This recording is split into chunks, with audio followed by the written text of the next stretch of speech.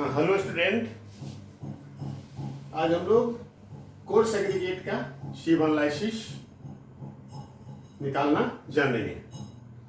इसके पहले मैंने बताया था फाइन एग्रीगेट का, उसी के जैसा इसका भी हम लोग शिव एनालिसिस करते हैं। इसमें वही है कि शिव अलग अलग लेते हैं लेकिन तरीका वही होता है।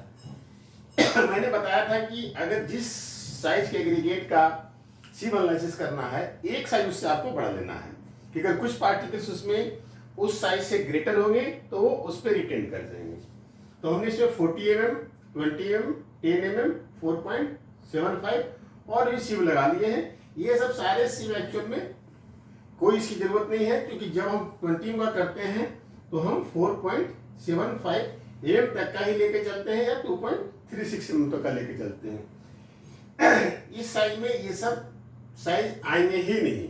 लेकिन फाइनेस मॉडुलस निकालने के लिए कभी भी जब फाइनेस मॉडुलस निकालते हैं हम लोग, तो वहां से लेकर के हम लोग 150 माइक्रोन तक का ऐड करते हैं कि 150 माइक्रोन तक में अगर कोई पार्टिकल रिटेन कर रहा है तो उसको हम लोग लेकर के चलते हैं। तो हम लोग इसमें आज 10 kg कोर्स एग्रीगेट ले रहे हैं, है ना। और ये आपका लिमिट है, क्योंकि ये हमने लिया है graded aggregate, single size aggregate नहीं, ये ग्रेडेड एग्रीगेट का लिमिट है कि आपका 40 mm 100% पास होना चाहिए, 20 mm 95 to 100% पास होना चाहिए, 10 mm 25 to 55% पास होना चाहिए और 4.75 0 to 10% पास होना चाहिए। ये आपका ग्रेडेड एग्रीगेट का लिमिट तय किया गया है। तो अगर हम 100 का लेके चल रहे हैं तो सपोज कीजिए कि हमारा इस पे कोई भी जीरो कुछ भी रिटेन नहीं किया।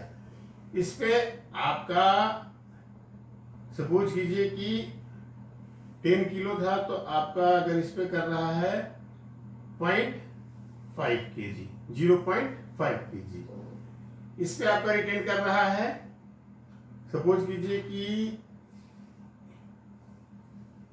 8.6 kg, इस पे रिटेन कर रहा है आपको 0.9 kg, इस पे आपका कुछ भी नहीं आ रहा है, इस पे कुछ भी नहीं आ रहा है, इस पे कुछ भी नहीं आ रहा है, इस पे कुछ भी नहीं आ रहा है, इस पे कुछ भी नहीं आ रहा है, माने इसे लगाने की आवश्यकता नहीं है। तो अब परसेंट वेटेज में क्या हो जाएगा, ये तो जीरो ही होगा। अब ये जो है कि 10 kg में 0.5 kg है ना, तो 100 kg में कितना हो जाएगा 5 kg। ये जो है आपका 10 kg में 8.6 है, तो 100 kg में 86 kg। ये उसी तरह आपका 100 kg में 9 kg आएगा, है ना। अब और इधर तो कुछ है ही नहीं, कुछ भी नहीं है परसेंटेज रिटेन। तो अब जो है कम्युनिकेटिव परसेंटेज रिटेन, तो ये तो जीरो ही होगा। तो ये कितना हो जाएगा, ये प्लस ये, तो ये 5 हो जाएगा। इस पे जो कितना होगा कम्युनिकेटिव रिटेन, ये प्लस ये प्लस ये, तो इन दोनों का तो ये है, तो इससे इसको आप ऐड कीजिए 91 और इसे जोड़ेंगे तो आपका ये 100। अब इसके बाद जितने इसके नीचे शिव हैं ये सारे आपका इसके ऊपर 100 रिटेन कर रहे हैं, मतलब इसके ऊपर जितने भी हैं सारे 100% रिटेन कर रहे हैं। आपका 20 के ऊपर 5% रिटेन कर रहा है कम्युनिकेटिव में टोटल 10, और 10 के ऊपर कम्युनिकेटिव रिटेन हो रहा है 91% और 4.7 पर आपका कम्युनिकेटिव रिटेन 100%, और इसके सारे नीचे वाले पर फिर 100%। जब इसी पर 100% हो गया तो उसके सारे नीचे वाले 100% ही होते चले जाएंगे, क्योंकि इधर कुछ है नहीं कि आप इसको ऐड कर सकें, कुछ है ही नहीं, तो ये हो गया। अब कम्युनिकेटिव रेट पासिंग, तो ये तो 100 हो जाएगा। ये कितना हो जाएगा 100 माइनस 5 95, ये कितना हो जाएगा 100 माइनस 91, तो ये हो जाएगा हमारा 9, ये कितना हो जाएगा 0। तो आप देखिए कि अगर इस तरह से अगर आता है ये चीज, तो आपका 9 है जो कि इसके रेंज में नहीं पड़ रहा है। इसका मतलब कि इसका ग्रेडिंग क्या हुआ, सही नहीं है।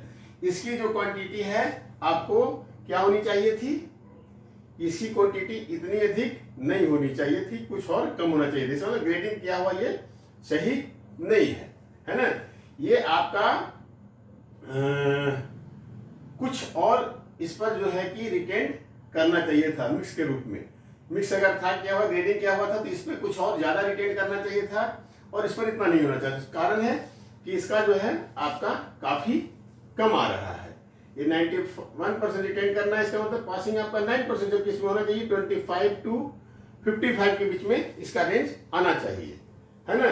तो इस हिसाब से आपको दिख रहा है कि ये जो हमारा कोर्स एग्रीगेट है वो सही नहीं है। तो आप कॉन्ट्रैक्टर को बोल सकते हो कि भाई आपका एग्रीगेट सही नहीं है, आप अच्छे और बेटर ग्रेडिंग का जो है कि लेकर के आप आइए। तो इसी तरीके से हम लोग इसका ग्रेडिंग करते हैं लैब में। और जब आप इंजीनियर बनोगे फुल्ली, तो आप बोल सकते हो कॉन्ट्रैक्टर को कि आपका सिविल एनालिसिस करवाइए। आप चाहे आप खुद देख सकते हो सिविल एनालिसिस करके कि नहीं आपका एग्रीगेट कोर्स एग्रीगेट सही नहीं है, आपको दूसरा एग्रीगेट लाना होगा। अब इसी तरह से इसका अगर हम ये हमने गलती जानबूझ की है दिखाने के लिए कि अगर ये चेंज कर जा रहा है तो इसका मतलब ये सही लिमिट में नहीं है। तो जो हमारा स्पेसिफिकेशन कह रहा था उसके अनुसार वो एग्रीगेट नहीं है, तो उसको फिर चेंज करना पड़ेगा। आप इसका दूसरा डाटा डाल करके देख सकते हो कि आपका कहीं ना कहीं रेंज आ जाएगा। तो आपको प्रैक्टिकली करोगे तो ज्यादा बेटर आएगा, लेकिन ये समझने के लिए है कि इसी तरह से हम लोग सिविल एनालिसिस करते हैं। अब इसका फाइनेंस ऑफ ओनर्स निकालने के लिए क्या करेंगे, इन सारे को ऐड कर देंगे, सारे को ऐड कर देंगे। तो ये कहीं 1 2 3 4 5